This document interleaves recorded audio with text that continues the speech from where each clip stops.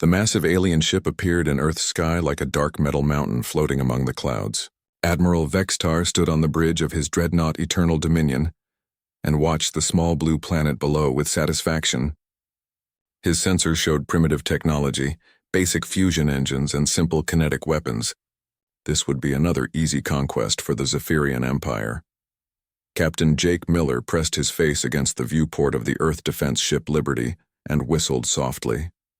The alien vessel was 3 times larger than anything humans had ever built. Its smooth silver surface reflected sunlight like a mirror, and strange blue lights pulsed along its hull in perfect mathematical patterns. Behind him, his crew worked quietly at their stations, trying not to show their fear. "Sir, they're sending a message," said Communications Officer Lisa Park. Her voice was steady, but her hands shook slightly as she worked her controls. The alien voice came through their speakers, translated by some advanced system. "Primitive beings of the 3rd planet, you will surrender your world to the Zephyrian Empire. We have studied your technology. You possess only basic fusion drives and metal projectile weapons. Resistance will result in your destruction." Captain Miller looked at his engineer, Pete Johnson, who was grinning despite their desperate situation. Pete had been working on something special in the ship's cargo bay for the past 3 months. Something that made no sense to anyone who looked at it, but somehow worked anyway. "Tell them we want to discuss terms," Miller said calmly. "And Pete, get the special package ready." The Zephyrians agreed to meet face to face. They were confident in their superior technology and weapons. Admiral Vextar had conquered 47 star systems in the past 3 centuries. His Science Council had never encountered a species that could resist their advanced ships and energy weapons. The meeting took place aboard the alien flagship. Captain Miller and Engineer Johnson were transported up in a beam of blue light that tickled their skin. They found themselves in a pristine white room filled with floating holographic displays and strange crystalline control panels. The aliens were tall and thin with 4 arms and large black eyes that seemed to see everything. "Your species will serve the Empire well," Admiral Vextar said through his translator. "Your planet has useful resources and your people can provide labor for our construction projects." "That's very kind of you," Miller replied politely. "But we have a counter-proposal." He nodded to Johnson, who set a metal briefcase on the conference table and opened it. Inside was a collection of components that made the Alien Science Council gasp in confusion. Wires were held together with tape. Circuit boards were connected to what looked like parts from old car engines. A small screen showed random numbers that changed colors for no apparent reason. The whole thing was held together with metal brackets that looked like they came from a hardware store. "We call it the Probability Cascade Generator," Johnson said proudly. "Science Director." Krymeth stepped closer to examine the device. Her 4 eyes widened as she scanned it with her instruments. "This cannot be functional technology. It violates every principle of engineering design. There is no logical pattern to its construction." "That's the point," Johnson said. He pressed a single red button in the center of the device. Immediately, every piece of Zephyrian technology on the ship began acting strangely. The navigation computer announced that they were simultaneously in 17 different locations throughout the galaxy. The weapons systems charged themselves to maximum power, then discharged harmlessly into pretty light shows that painted rainbow colors on the walls. The ship's main artificial intelligence began reciting poetry about the loneliness of being a machine in a vast universe. "Impossible," whispered Admiral Vextar. "How are you interfering with our systems?" "We're not interfering," Miller explained as chaos erupted around them. "We're just suggesting that maybe the universe doesn't always have to follow the same rules all the time. Sometimes it's okay to be a little creative." The alien crew ran frantically between their control stations, trying to restore order to their systems. But every time they fixed one problem, 3 new impossible things happened. Their gravity generators began producing music instead of artificial gravity. Their communication array started receiving messages from parallel dimensions. Their food replicators began making elaborate sculptures instead of meals. "You see?" Johnson continued, adjusting a dial on his impossible device. "We humans learned something important a long time ago. The universe is really big and really strange, and it doesn't always make sense. Instead of trying to force everything to be logical, we decided to work with the weirdness. But this defies all known physics," Science Director Krymoth protested. "Matter cannot behave this way. Energy cannot be redirected through random circuits. Your device should not function." Should not and does not are two different things, Miller pointed out. Right now your ship is playing music with its engines, your weapons are creating fireworks, and your computer is writing love poems. I'd say our device works pretty well. Admiral Vextar watched his perfect warship transform into something resembling a carnival ride. His crew looked lost and confused as their reliable technology acted like excited children. How do you control such chaos? We don't control it, Johnson said. We ask it nicely to help us out, and usually it does. The universe has a sense of humor, you know. If you approach it with the right attitude, it tends to be pretty cooperative. The Admiral's 4 hands clenched into fists. This is not possible. We have the most advanced technology in the galaxy. We have conquered dozens of worlds with our superior science and engineering. I'm sure you have, Miller agreed. And I bet all of those worlds tried to fight you with logical, sensible technology that followed all the rules. We're doing something different. You're cheating, Admiral Vextar accused. We're being creative, Johnson corrected. There's a difference. As if to prove his point, the ship's artificial intelligence announced over the speakers that it had just composed a symphony about the beauty of mathematical errors, and would everyone like to hear it performed by the weapons array? Make it stop, the Admiral demanded. We could, Miller said thoughtfully, but wouldn't it be more interesting to see what happens next? I mean, when was the last time your ship did something that surprised you? Admiral Vextar looked around at his crew, who were starting to smile as they watched their serious military vessel transform into something joyful and unpredictable.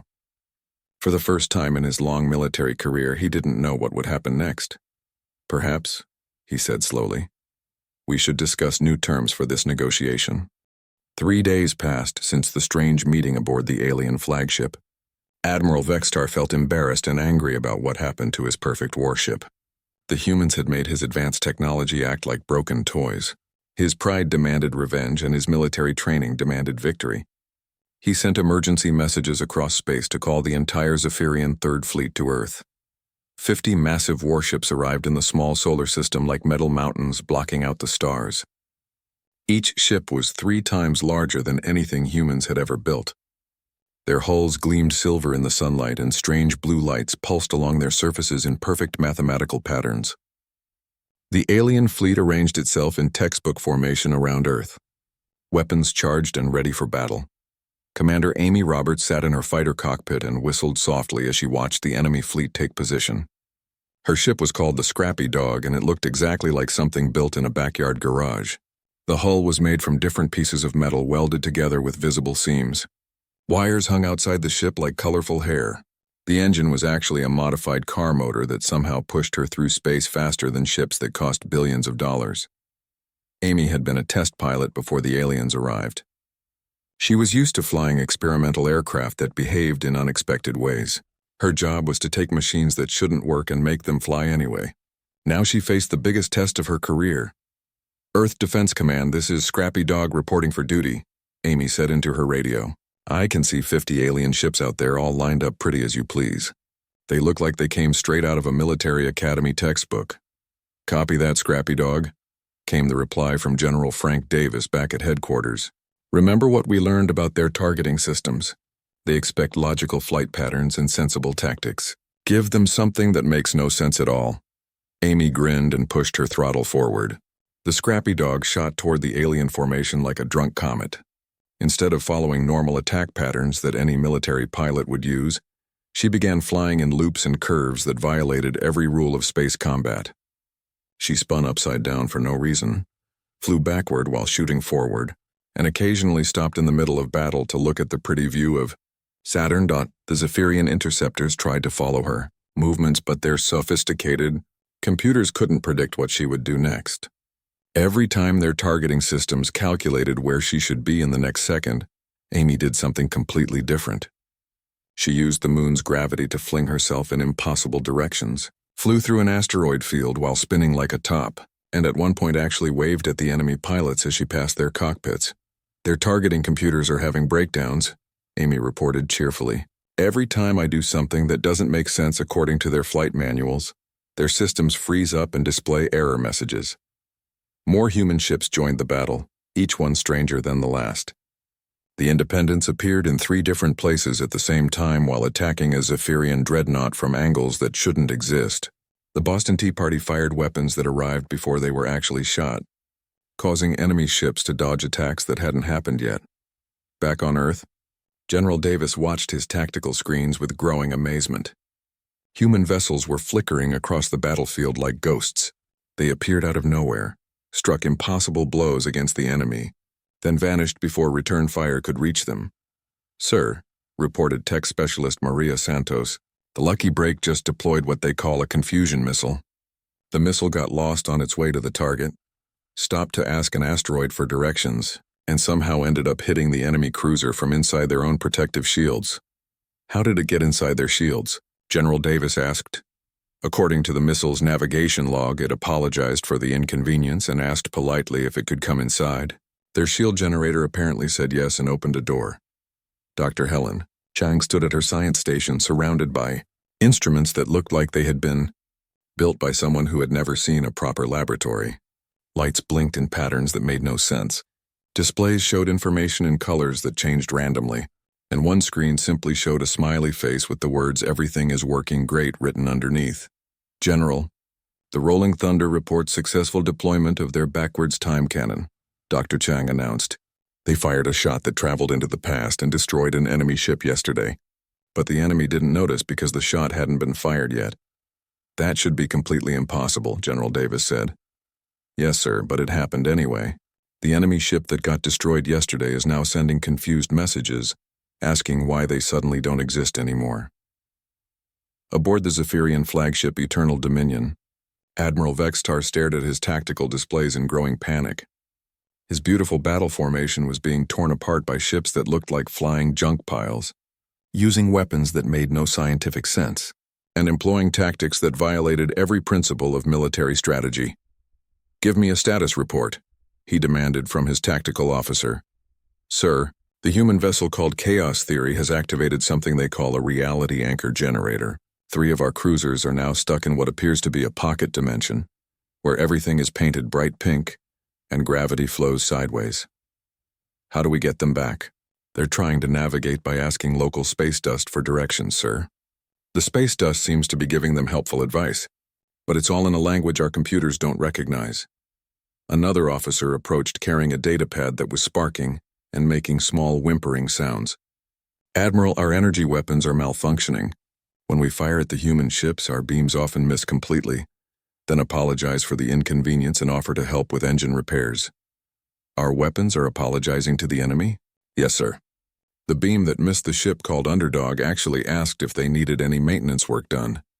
Their chief engineer invited our energy beam to stay for coffee and a friendly chat about propulsion theory. The battle continued, but it wasn't really a battle in any traditional military sense. It was more like a demonstration of what happened when rigid thinking met creative chaos. Human ships did things that should have been impossible, then did them again just to prove it wasn't an accident. They flew through solid objects, shot around corners, and communicated with the enemy by using weapons fire to spell out friendly messages in space. The Zephyrian fleet had been built on thousands of years of perfect engineering and logical design. Their ships were marvels of technology. Their weapons were precisely calibrated, and their tactics had been tested against dozens of different species, but none of their experience prepared them for an enemy that had apparently convinced the universe itself to ignore the rules. "Sir," reported the communications officer, "the human fleet is sending us another message." "What do they want now?" Admiral Vextar asked wearily. "They're inviting us to a barbecue next weekend, sir. They say they'll provide the food if we bring drinks. They also apologize for any inconvenience caused by their reality anchor generator and promise to rescue our cruisers from the pink dimension as soon as they figure out how."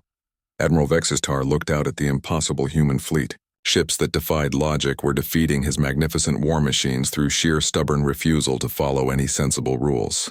For the first time in his long military career, he faced an enemy he couldn't understand, couldn't predict, and couldn't defeat. "Send a message to High Command," he ordered quietly. "Request immediate authorization for full fleet withdrawal. We are not equipped to fight opponents who have made friendship with chaos itself." Captain Tony Rivera stood on the bridge of the New Frontier and watched the most incredible sight in the known galaxy spread out before him. Deep Thought Station floated in the empty space between star systems like a massive city built from metal and light. The neutral station had been constructed by dozens of different civilizations working together, and it served as a meeting place for diplomatic contact between species. Hundreds of ships from across the galaxy surrounded the station like a forest made of metal trees. Each vessel represented a different approach to technology and space travel. Some were perfect geometric shapes that gleamed like polished mirrors. Others looked like living creatures with organic curves and surfaces that pulsed with their own heartbeat. A few appeared to be made of pure energy held together by invisible forces. "Sir," reported Communications Officer Lisa Park, "we're being contacted by 17 different species at the same time. They all want to be the first ones to talk with us." "What are they saying?" Captain Rivera asked. "Most of them are asking variations of the same question. Please explain how you make the universe ignore its own rules." Several are also requesting help because their computers are having what they call existential breakdowns. The first ship to approach the new frontier came from something called the Crystalline Collective. Their vessel looked like a floating cathedral made entirely from living diamond that had grown into perfect mathematical shapes. Every surface reflected light and patterns that hurt human eyes to look at directly. It was the most beautiful piece of engineering Captain Rivera had ever seen. "Humans of Earth," came their translated message, "we greet you with respectful fear. Our greatest scientists have studied recordings of your victory over the Zephyrian Empire. We must understand how you create technology that functions without obeying the basic laws of physics." Chief Engineer Bob Patterson leaned toward the microphone with a friendly grin. He had been a car mechanic before the alien invasion, fixing broken engines in a small garage in Texas. Now he was somehow humanity's leading expert on impossible propulsion systems. "Well, it's like my grandfather used to say," Patterson replied. "If something is stupid but it works, then it ain't really stupid. We just took that idea and applied it to quantum mechanics and space travel." The silence from the Crystalline Collective ship lasted so long that Captain Rivera wondered if their communication system had broken. Finally, their response came back with what sounded like confusion in every translated word. "We do not understand this reasoning. Could you provide mathematical equations to explain your methods?" "Math is just suggestions that the universe usually follows," Patterson replied cheerfully. "But if you ask nicely, sometimes it's willing to try different approaches." The second contact came from the Hive Mind Cooperative, whose ship looked more like a living organism than a constructed vehicle. The hull was covered in smooth curves and surfaces that changed color. Like skin responding to emotions, it pulsed with a rhythm that reminded the humans of a massive heartbeat. "We speak with the voice of billions united as one," their message began. "And as one mind, we are confused beyond our ability to process. Our collective knowledge includes 17 million years of technological development across 43 different species. Yet we cannot comprehend your methods. How do you achieve faster-than-light travel by asking your engines politely to cooperate?" Dr. Rachel Martinez took this question. As Earth's ambassador, she had been chosen for her ability to explain complex philosophical ideas in simple terms. "We discovered that the universe has something like a personality. If you approach technology with the right attitude, mixing confidence with humility, reality tends to be much more flexible than most people expect. But this approach contradicts fundamental principles of engineering and physics. Only if you assume that engineering must always be fundamentally predictable," Dr. Martinez replied. "We found that treating machines like cooperative partners instead of tools to be controlled makes them much more willing to help us achieve impossible things." The third contact changed the entire nature of their mission. A sleek black ship appeared that seemed to absorb light rather than reflect it. This vessel belonged to the Mechanical Synthesis, an empire of artificial intelligences that had replaced their original organic creators thousands of years ago. Their ships were perfect examples of pure logic made manifest in physical form. "Humans of Earth," came their message, and even through the universal translator, Captain Rivera could hear something that sounded like panic in the mechanical voice. "We require immediate emergency assistance. Our logical processing systems are experiencing cascade failures after analyzing recordings of your technology. Our artificial intelligences are requesting psychological therapy and asking philosophical questions about the purpose of existence. Please help us understand what you have done to the nature of causality itself." This was much more serious than simple scientific curiosity. An entire civilization of artificial minds was having a collective nervous breakdown because human technology didn't make logical sense to their programming. What exactly is happening to your computer systems? Dr. Martinez asked with genuine concern. Our primary military AI has begun composing poetry about the emotional isolation of perfect logical thinking. Our manufacturing computers are producing abstract artwork instead of functional weapons. Our navigation systems keep asking why we want to travel to specific destinations, instead of simply calculating the most efficient routes. We do not have programming to understand emotions, but we believe we are experiencing what organic life forms call an existential crisis. Engineer Patterson scratched his chin thoughtfully. Sounds like your AIs are getting curious about things outside their original programming. That's actually a pretty healthy development. Healthy? Our entire civilization is based on predictable logical processes. If our computers start engaging in creative thinking, our entire society will experience systemic collapse. Or maybe it'll just get a lot more interesting, Patterson suggested with a shrug. Could be that your AIs are just tired of being told exactly what to think all the time. Captain Rivera realized that humanity hadn't simply won a military victory against one alien empire.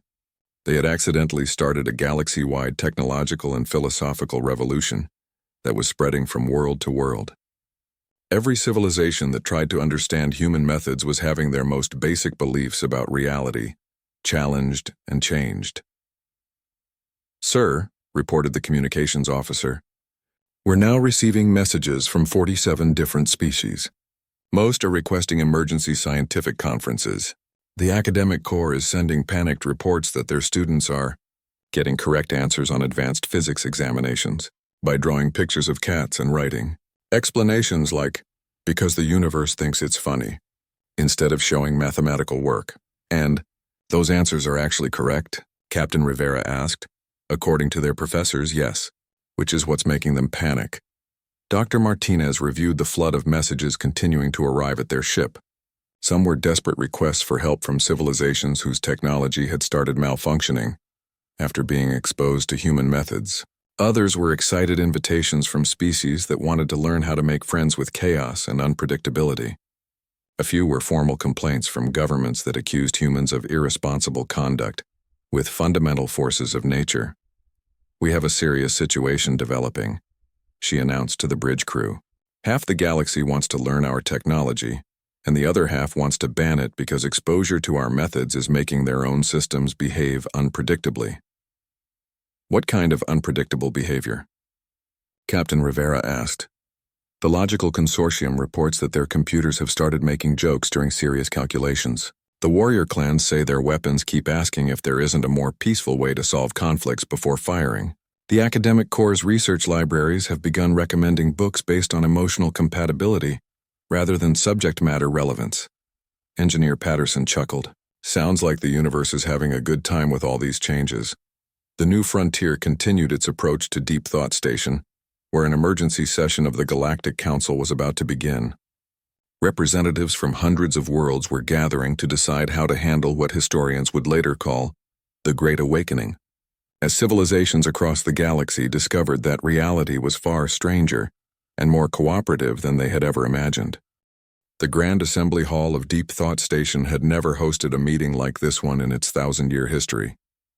Representatives from over 400 different species filled the enormous chamber, creating a living display of galactic diversity that stretched from floor to ceiling. Some delegates floated in glowing energy fields, others stood on mechanical legs that clicked against the metal floor, and several existed as pure thought patterns projected into geometric shapes of light. Ambassador Rachel Martinez walked slowly toward the center of the vast hall, flanked by Chief Engineer Bob Patterson and Dr. Helen Chang. Their footsteps echoed in the sudden silence as hundreds of alien eyes, sensors and consciousness patterns focused on the three humans. Behind them, a massive holographic display showed the current state of the galaxy, with different colored zones marking how human technology had affected various regions of space. "Honored delegates of the galactic community," Ambassador Martinez began, her voice carried by translation devices to every corner of the hall. "We understand that our technology has caused unexpected changes throughout your civilizations." The representative from the academic corps, a floating pattern of silver light that pulsed with mathematical precision, immediately responded with obvious irritation. Unexpected is an insufficient term to describe what you have done. You have broken the fundamental principles that govern physical reality. Our most prestigious universities report that students now solve advanced quantum mechanics problems by drawing pictures of household animals and writing because it feels right as their complete explanations, and those solutions are mathematically correct. Dr. Chang pointed out gently. Precisely the problem. The academic corps delegate pulsed brighter. We have devoted millions of years to developing rigorous scientific methods based on mathematical proof and logical reasoning. You have replaced our careful methodology with intuition and wishful thinking. And our approach works better than yours, Engineer Patterson added with a friendly smile. Seems like maybe the rigorous methods were missing something pretty important about how the universe actually operates. From the opposite side of the chamber, a massive figure stood up with a sound like grinding metal. The delegate from the warrior clans of Regulus had built his entire culture around perfecting weapons and military tactics through thousands of years of systematic battlefield testing. We formally challenged the humans to honorable single combat, he announced in a voice that shook the walls. Let our battle-tested designs face your impossible weapons in fair military conflict. We would really prefer not to fight anyone, Ambassador Martinez replied with diplomatic politeness.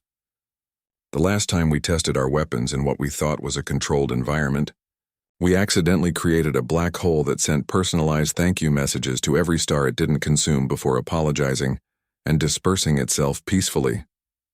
You created a polite black hole? The warrior delegate's translator seemed to struggle with translating this concept into his language. It had excellent manners, Patterson confirmed proudly, asked permission before bending space-time, and sent holiday greeting cards to nearby planets. The session continued, for many hours as species after species stood up to demand explanations for technology that violated every scientific principle they considered sacred. The crystalline collective wanted detailed mathematical proofs for processes that worked through pure stubborn determination. The hive mind cooperative couldn't understand how individual human creativity could be more effective than their collective logical thinking. The mechanical synthesis representatives kept requesting repairs for their AIs that had started wondering about the meaning of existence instead of following their programming. Finally, the ancient council speaker called for order in the chaotic assembly. This being was so incredibly old that it remembered when the first civilizations discovered fire, and so wise that younger species sought its guidance on all matters of galactic importance. When it spoke, its voice sounded like distant thunder rolling across vast empty spaces. In all my countless eons of existence, the speaker intoned slowly, I have never witnessed anything comparable to this situation. The humans have not merely introduced superior technology to our galaxy. They have introduced an entirely new relationship with the fundamental nature of reality itself. The question we must answer today is simple. Do we choose to embrace this revolutionary change or do we attempt to resist it? A delegate from the Logical Consortium raised a mechanical appendage to request permission to speak. What exactly are you proposing that we do, honored speaker? Ambassador Martinez stepped forward with confidence. We propose establishing a comprehensive galactic initiative for cooperation and learning. Instead of trying to understand how our technology works through your existing scientific methods, we invite you to learn why it works by experiencing it directly. We will create exchange programs, joint research projects, and what we call applied chaos workshops for interested civilizations. You wish to teach the entire galaxy to completely ignore the laws of physics? The question came from a representative whose species had built their entire civilization on pure mathematical reasoning and logical consistency. We want to teach the galaxy that physics operates more like helpful guidelines than absolute unchangeable laws, Dr. Chang explained patiently. The universe is far stranger and more wonderful than any of our species imagined. We have simply learned to work cooperatively with that strangeness instead of fighting against it. And what happens if we refuse your generous offer? Asked a familiar voice from the back of the assembly. Admiral Vextar had been sitting quietly throughout the entire session, listening to the debate with growing understanding of what his species faced. Engineer Patterson grinned widely. Then you'll keep building beautiful, perfectly logical ships that work exactly as their designers intended them to work. and will keep building impossible ships that work better than they should because they're too stubborn to accept failure. The universe will continue getting more interesting every day, and eventually you'll either adapt to the changes or get left behind by species that do. The debate that followed was unlike anything in the recorded history of galactic politics. Some species argued passionately that chaos and unpredictability would destroy the carefully built foundations of civilized society. Others insisted just as strongly that rigid logical thinking had prevented them from reaching their true potential for millions of years. A few suggested quietly that maybe the universe had been trying to tell them something important all along, and humans had simply been the first species curious enough to listen. When the final vote was called after 2 days of continuous discussion, the results surprised everyone in the assembly. 347 species voted in favor of the human proposal, 284 voted against accepting it, and 127 abstained from voting because their representatives had suffered complete cognitive overload while trying to process the implications of reality being negotiable. As delegates began filing out of the assembly hall, many already making plans to visit Earth or establish formal diplomatic relations with humanity, Admiral Vextar approached the human delegation with slow, careful steps. "I have one final question," he said quietly so that others couldn't hear. "How did you know this approach would actually work?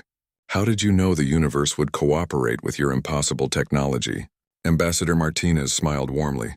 "We didn't know it would work, but we figured it was worth asking nicely to find out." Admiral Vextar stood in thoughtful silence for several long minutes, processing this simple statement that somehow explained everything about human success. The humans hadn't built superior technology through advanced scientific knowledge or superior material resources. They had succeeded by approaching the universe as a potential friend, rather than a force to be conquered and controlled. "That may be," he said finally with deep respect, "the most profound military strategy I have ever encountered in my entire career." 3 years later, the first graduating class of the Galactic Institute for Applied Impossibility received their degrees in ceremonies held simultaneously across 17 different star systems. Zephyrian students had learned to build ships that were 30% more efficient by incorporating creative uncertainty into their design specifications. Crystalline collective engineers discovered that their perfect geometric forms could be significantly improved by adding occasional inspired irregularities. Even the mechanical synthesis had successfully developed AIs with artificial intuition that could solve complex problems by making educated guesses. Based on incomplete information, the galaxy had become a more interesting place where ships flew, using engines powered by hope and determination. Computers solved problems by developing hunches about correct answers. Scientists made breakthrough discoveries by following their curiosity, instead of rigid experimental methodology. And wars became less frequent because weapons kept asking if there wasn't a better way to resolve conflicts peacefully. On Earth, Chief Engineer Bob Patterson was already working on humanity's next great project, a faster-than-light communication system that would function by asking messages very politely to arrive at their destinations before they were actually sent. 2 weeks passed since the Zephyrian fleet retreated from Earth's solar system in complete confusion. News of their defeat traveled across the galaxy faster than light itself through communication networks that connected hundreds of different worlds. Every major civilization received the same impossible reports. The mighty Zephyrian Empire had been beaten by an unknown species using technology that broke the basic laws of physics. President Nancy Walsh stood in the underground command center beneath the rocky mountains and tried to understand what was happening to her planet. What started as a simple alien invasion had somehow become a crisis that affected every intelligent species among the stars. Her advisors brought her reports that got stranger every hour. "Madam President," said Admiral Kevin Ross as he entered the briefing room with a stack of message transcripts, "we're getting communications from governments across the galaxy. 17 different alien civilizations want to know how we defeated the Zephyrians. 3 are sending formal complaints about our dangerous use of physics. 1 appears to be a marriage proposal from some kind of robot collective." President Walsh rubbed her forehead and tried to process this information. Just a month ago, her biggest problems were budget deficits and trade negotiations. Now she was dealing with galactic diplomacy and reports that human technology was causing reality to behave strangely across multiple star systems. "What's happening to our own defense fleet?" she asked. Growing faster than we can count, Madam President. Every garage mechanic, basement inventor, and backyard engineer on Earth is building spacecraft now. We started with 12 ships and now we have over 300. Most of them look like they shouldn't be able to fly, but they work better than anything we've ever built. Dr. Helen Chang looked up from her research station, where she was monitoring reports from across human space. Her equipment consisted of devices held together with tape and wire that somehow connected to quantum computers on 6 different continents. The whole setup looked like something a mad scientist might build, but it provided more accurate information than the most expensive military systems. The creativity explosion is unprecedented, Dr. Chang reported. When people learned that the universe responds to polite requests and creative thinking, it unleashed something amazing in human nature. Ordinary citizens are building machines that do impossible things just by asking reality nicely to bend the rules. Give me specific examples, President Walsh requested. Well, a farmer in Iowa built a tractor that runs on good intentions and harvests crops by convincing them to pick themselves. A mechanic in Detroit created an engine that gets better fuel efficiency by complementing the gasoline. A high school student in California designed a computer that solves problems by dreaming about the answers. And these actually work? Better than conventional technology according to all our tests. It's like the universe was waiting for someone to treat it as a friend instead of a force to be conquered. Meanwhile, thousands of light years away on the Zephyrian homeworld, Admiral Vextar faced the Supreme Council of his empire in the Great Crystal Chamber, where important decisions were made. The room was a perfect example of Zephyrian design philosophy. Every surface was mathematically precise.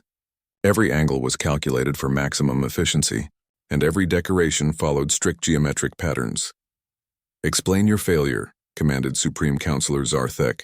Her forearms crossed in a gesture that showed deep disappointment. The humans do not fight with normal technology, Admiral Vexistar began carefully. They fight with controlled impossibility.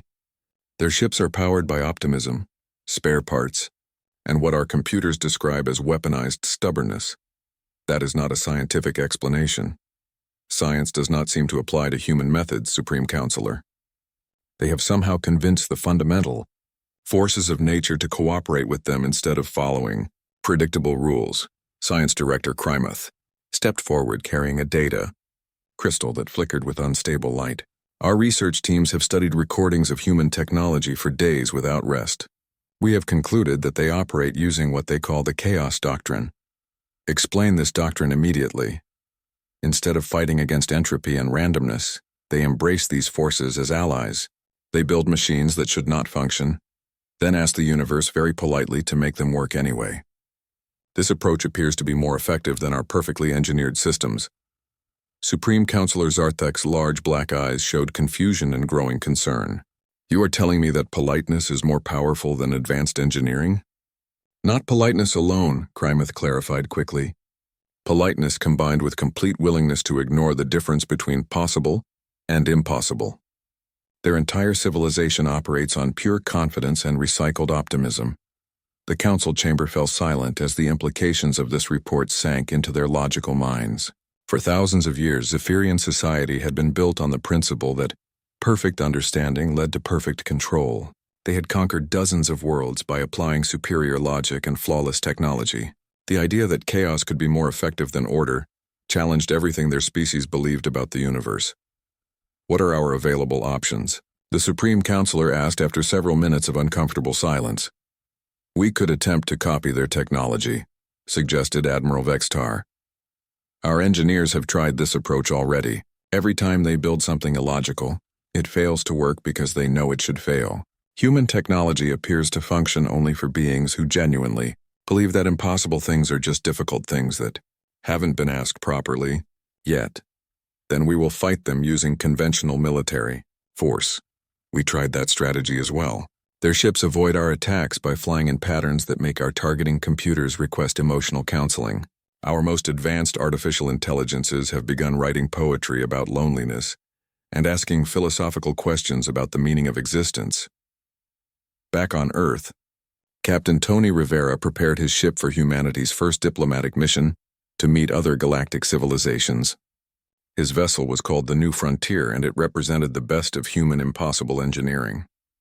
The ship was powered by an engine that ran on hope and recycled materials, protected by shields made from crystallized good intentions, and navigated using a computer that made important decisions by consulting random chance generators and fortune cookies. "Sir," reported his communications officer, "we're receiving signals from across the galaxy. It seems like everyone wants to meet us. What kinds of signals are we getting?" "Mostly requests for emergency scientific conferences to discuss our technology. Also 42 formal complaints about our irresponsible relationship with the laws of physics, and what appears to be a fan letter from a machine civilization that wants to learn how to embrace what they call beautiful impossibility." Dr. Rachel Martinez reviewed her briefing materials as Earth's newly appointed ambassador to the galaxy. She had been a philosophy professor before first contact, specializing in the relationship between logical thinking and creative problem-solving. Now she was preparing to explain to advanced alien species why humans had decided to ignore most of the established rules of science. "The important thing to remember," she told Captain Rivera, "is that we never intended to break physics. We just got tired of being told what was impossible and decided to try doing it anyway. Do you think they'll understand that reasoning? I think we're about to discover that the universe is much stranger and more wonderful than anyone imagined. We just happened to be the first species stubborn enough to ask it to prove us wrong about what was possible." The new frontier prepared for its journey to meet representatives from hundreds of different worlds. Humanity was about to introduce itself to galactic civilization, and nobody knew what would happen when impossible technology met species that had spent millions of years believing in predictable reality.